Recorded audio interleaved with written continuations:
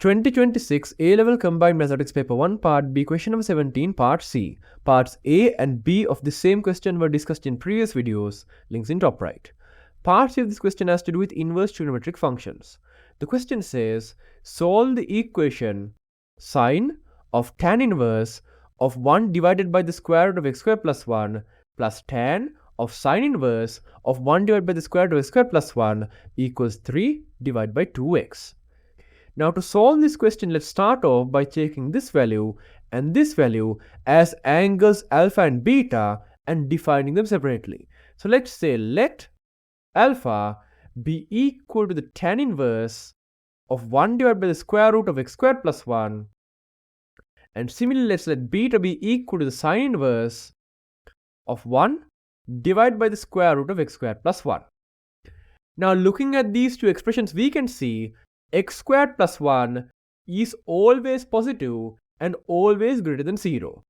Due to that, if we take the square root of that number, square root of x squared plus 1 is always a positive real number greater than or equal to 1.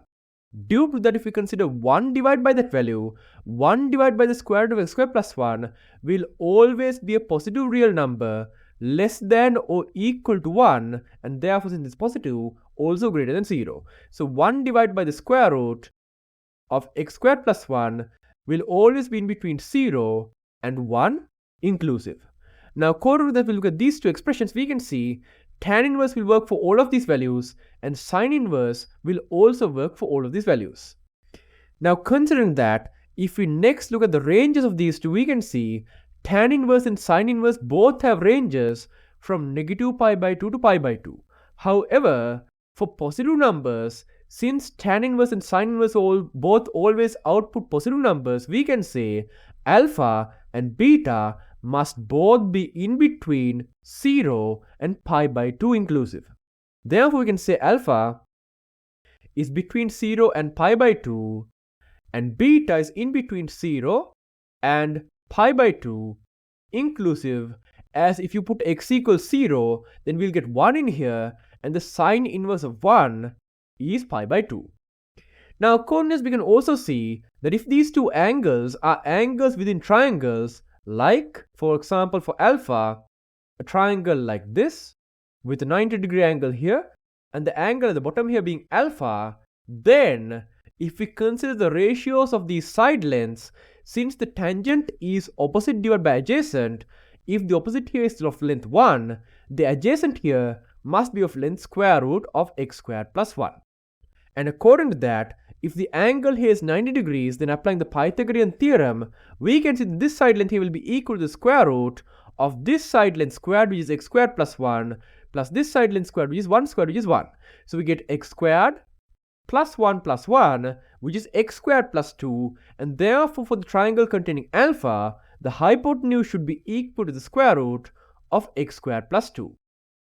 Now similarly, if you consider the other triangle, the triangle that contains beta would look something like this, and within that triangle, since the sine is equal to the ratio of the opposite to the hypotenuse, in this triangle, if this angle is beta and this length is 1, then the hypotenuse here would be equal to the square root of x squared plus 1.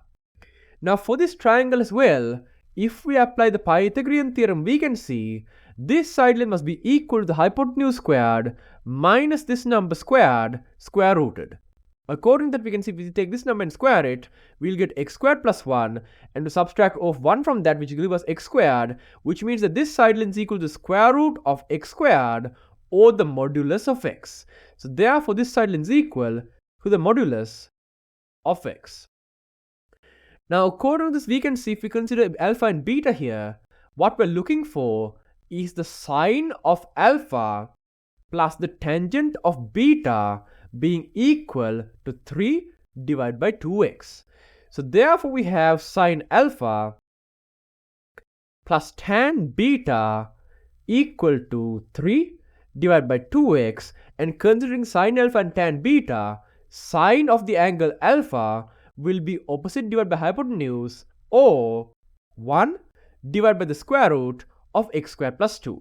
So substituting that in, we can see we have 1 divided by the square root of x squared plus 2 here. And similarly for tan beta, looking at the triangle, tan beta will be opposite divided by adjacent, which is equal to 1 divided by the modulus of x. So therefore get plus 1 divided by the modulus of x being equal to 3 over 2x. Now at this point, I'm going to stop for a second and consider the left hand side and right hand side of this equation in order to derive a fact that I can use to get rid of the modulus sign on this x right here. So considering the left hand side LHS, we can see we have 1 divided by the square root of x squared plus 2 plus 1 divided by the modulus of x. Now modulus of x is always a positive number, and therefore 1 divided by the modulus of positive x must also always be a positive number. Similarly, if you consider this bit right here, we can see we have 1 divided by the square root of x squared plus 2, and x squared plus 2 is always a positive number greater than 2. Therefore, the square root of x squared plus 2 must always be a positive number greater than the square root of 2. That also means that 1 divided by the square root of x squared plus 2 must always be a positive number that is something less than 1 divided by the square root of 2.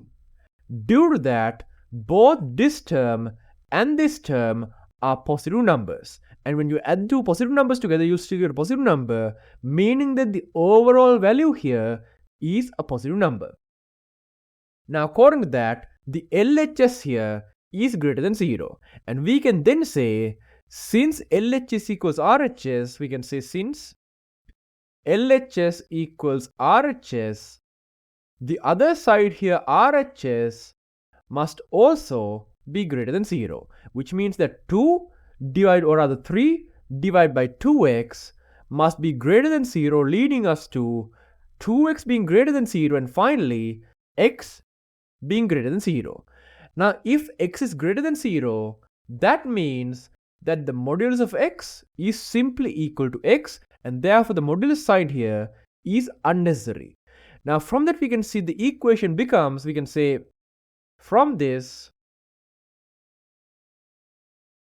we get the equation of 1 divided by the square root of x squared plus 2, 1 over square root of x squared plus 2, plus 1 divided by x instead of 1 divided by modulus of x, we can say 1 over x equal to 3 divided by 2x.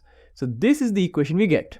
Now from this equation we can see if we take 1 over the x to the other side, we'll get 1 divided by the square root of x squared plus 2 being equal to 3 over 2x minus 1 over x, and if we take the common denominator of 2x, we can see we'll get 1 divided by the square root of x squared plus 2 equal 3 divided by 2x minus 2 over 2x, which is equal to 1 over 2x. So we'll get 1 divided by the square root of x squared plus 2 being equal to 1 over 2x, and therefore the square root of x squared plus 2 being equal to 2x.